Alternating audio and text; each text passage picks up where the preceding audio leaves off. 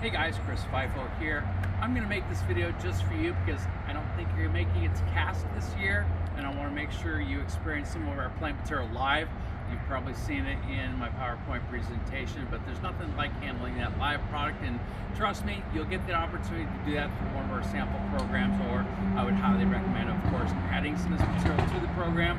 And so to continue with our spring showcase from Darwin Perennials, last year we introduced Saxifraga Marto. Saxifraga has got great vigor, but very easy to propagate as well. If you do have struggles, try callus cutting from the Martos. Does very well. I've seen roots in 5 days. After the Martos, we have our Erysimum Bright Side, and it is definitely bright in the colors. These, again, just like the rest of our spring showcase, intend to be summer propagated, fall planted, overwintered for that early spring color. 5 colors with our bright sides. What I noticed about these is they bulk up and branch stronger than any other Erysimum that I've seen in the fall. True gallons will very easily do that, but if you want them for a great springtime color, throw 3 colors in a large deco pot for retail. That'll really make an impact for such as an Easter program or just season opening, something like that. With our Phlox program, last year we introduced Spring Splash, coming into flower after your creeping phlox, so intended to hit that a little bit later market for your phlox season, where subulata can sometimes be out of bloom like these are here.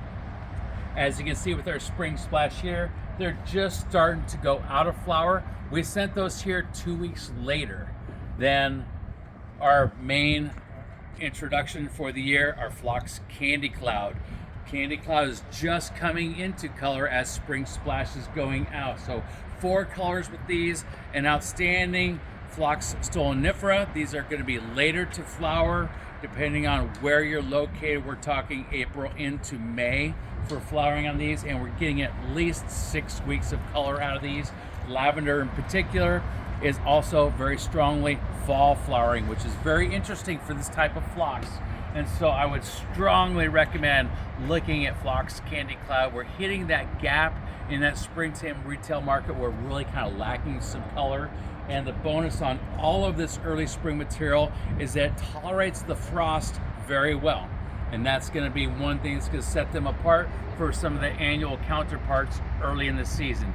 Now, last one for later spring into early summer is going to be Geranium Purple Glow.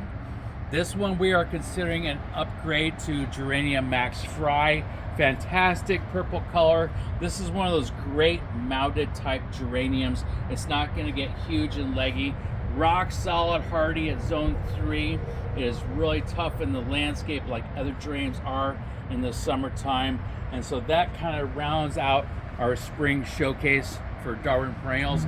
Stay tuned for additional early spring flowering next year.